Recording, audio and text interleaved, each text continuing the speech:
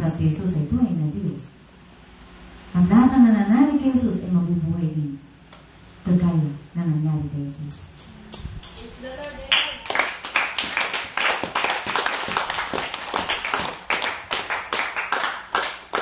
Sa mga matatapang, dapat makita sa inyo na magpapatuloy kayo. Sa mga duwag, yun yung mga umaalis sa gawain ng Diyos. Kaya kung gusto mong matapang ka at patuloy ka maging matapang, bumalik ka. Para hindi ka tawagin duwag pagdating ng araw. Pagdating ng takdang panahon, hindi ka mapabilang sa mga duwag na hindi kayang lumaban at hindi kayang iwan ang mundo. Iwan ang kasalanan. Sapagkat ang ibinigay ni Jesus ay buhay na walang hanggan. At ang mga taong tumatanggap ng buhay ay sumusunod ka sa nais ng Diyos. Kung ano ang nais ng Diyos, sinasabi niya, anak, gusto ko ay malinis sa pamumuhay.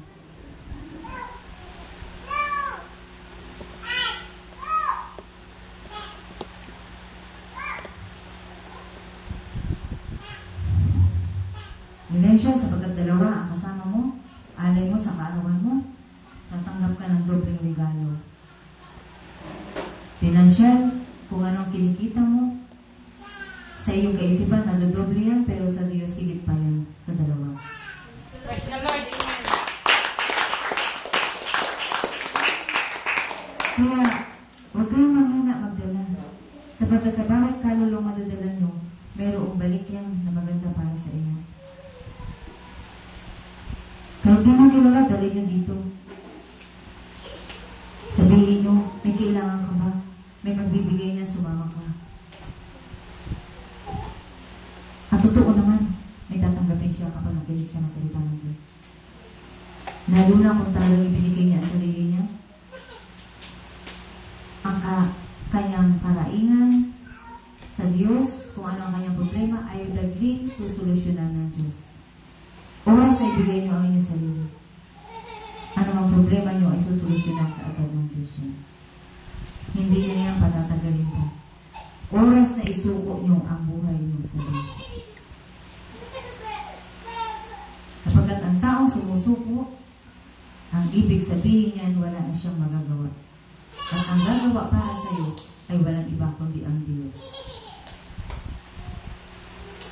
Muli, uulitin ko, maiwaga ang tinig na ito, pero sa inyong mga nakakain na kanina, ng salita na nagbibigay buhay, tandaan nyo, walang imposible sa Diyos. Praise the Lord. Amen.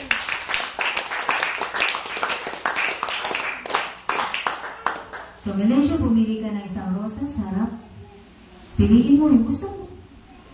Kaya nga ang tawag ay pumili, ang sabi ay pumili, piliin mo yung sa tingin mo ay matutuwa ka.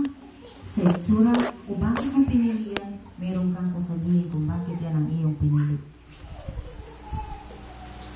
Titigan mo mabuti, huwag kang pabigla-bigla. Lahat yan ay rosas, lahat yan ay pula. Lahat yan ay maganda. Pero isa lang ang pipiliin mo.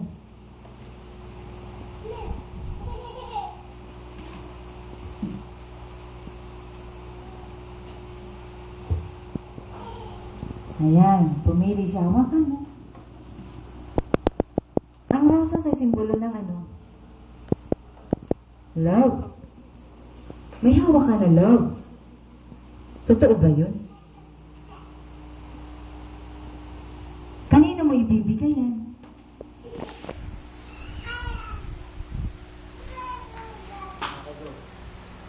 Para kay Lord. Asan si Lord? Nasaan si Lord? Sa? Sige, kung nasaan si Lord, ha?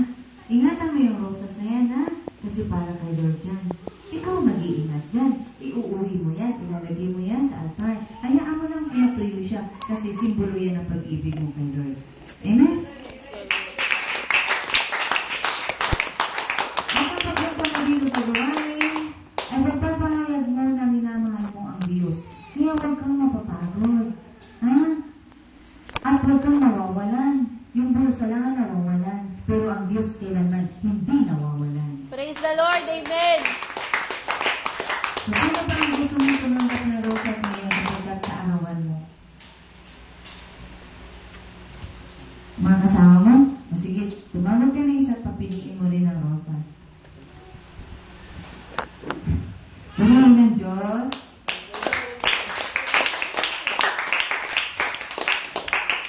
Pipili siya ng rosas niya. Kukuha siya ng isa. Isa lang. Marami yun. Kailangan isa lang. Ayan. Matalino siya. Bakit yan ang pinili mo, kapatid? Ayun. Aalagaan niya yan. Iingatan niya, hihintayin niyang bumuka. Tingnan natin kung bubukad ka pa. So, gano'n din, iuuwi mo din yan. Ang pag-ibig na yung simbolo, yung rosas, iingatan mo, at para bando ka yan, kailangan maayos ang pagkakalagay niyan, at may tubig yan.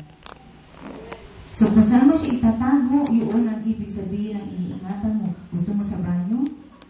Gusto mo sa kusina, sa kwarto, sa garahe? Nasa sa iyo kung paano mo itatago ang love na yan. Amen?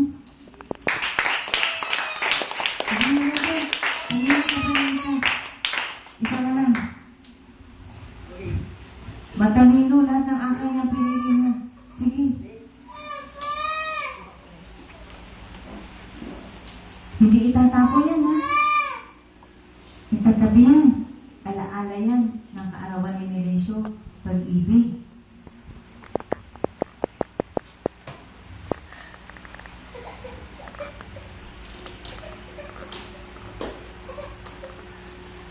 Ayan. Marunong silang pumili talaga.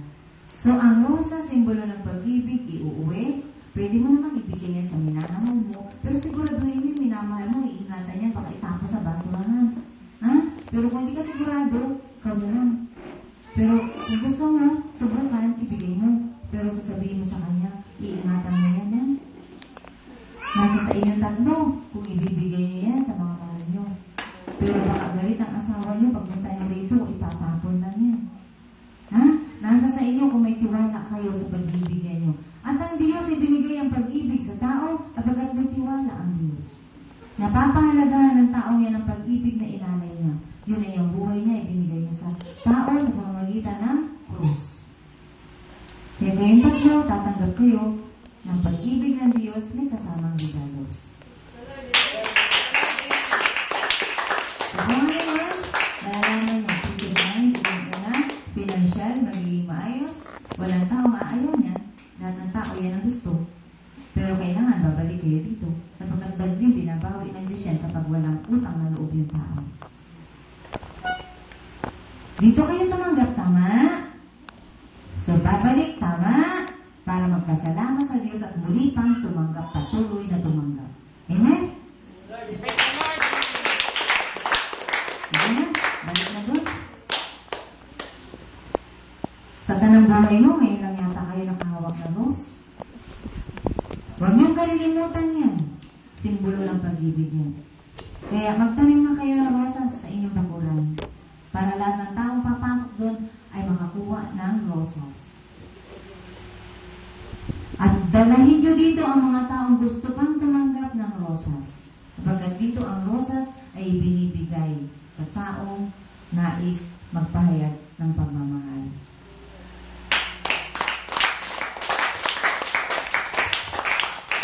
Hindi. Sapat na ang aking pananalita. Ang lingkod ay kaya na niyang ipaunawa sa inyo ang nais sabihin ng banal na Espiritu. At pakinggan niyo ang sinasabi ng babaeng ito sapagkat ang lahat ng binibitawan niya ay pinapahayag ng Diyos para maunawaan ninyo kung ano ang nais ng Diyos mangyari sa buhay. Sino yung gusto pa na rosas? Taas ang kamay.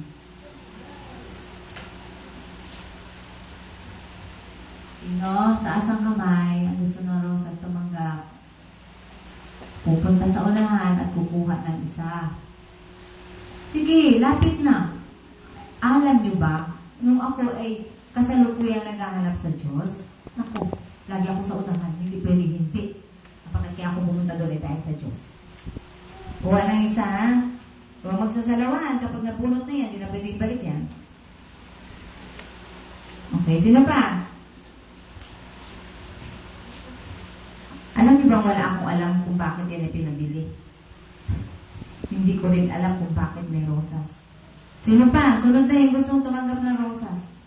Sa pagkakaalam ko kasi sobra yung rosas na yan. Kaya kahit sino pwede kumuha. Piliin yung gustong rosas ha. Hindi yan itatapon, ilalagay at iingatan sa gusto ninyong paglagyan.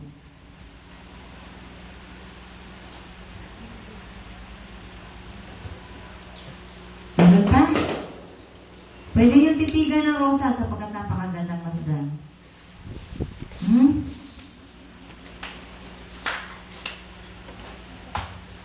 Kahit lalaki, pwede.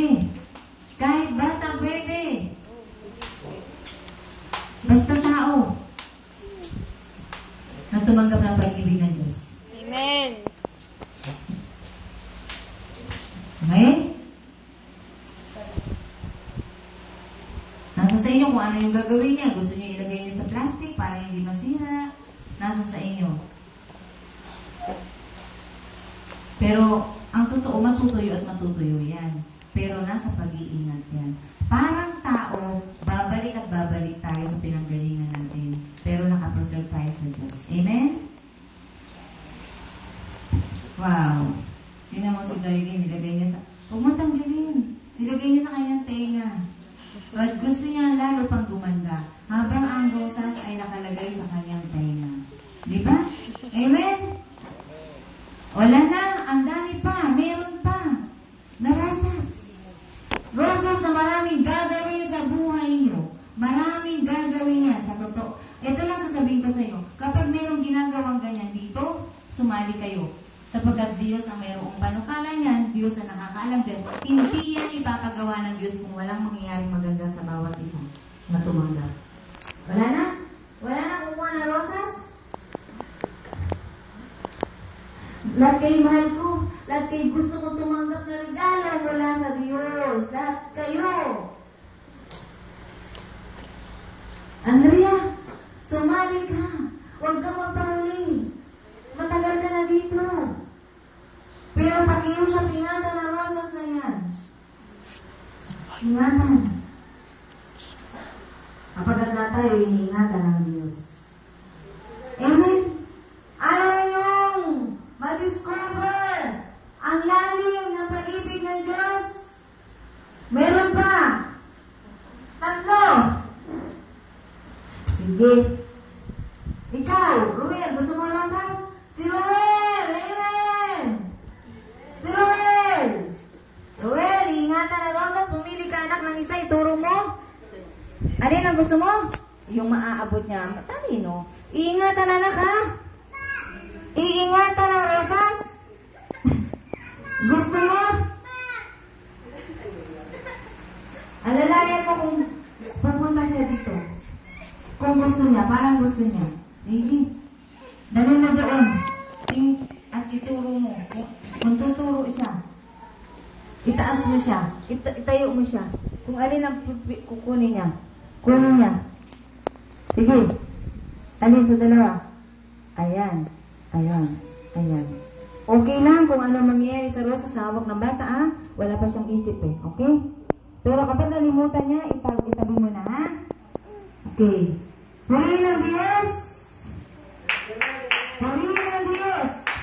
Nagbasa kayo ng Biblia at maging sabihin ng kapatid, purihin ng Diyos sa bawat Philippines!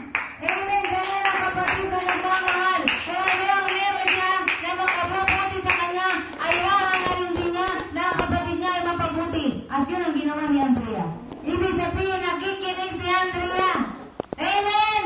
Praise the Lord. Amen. Lahat na nandito na nakinig sa sinabi ng Diyos, ganun din ang gagawin niyo sa lahat ng mahal niyo sa buhay.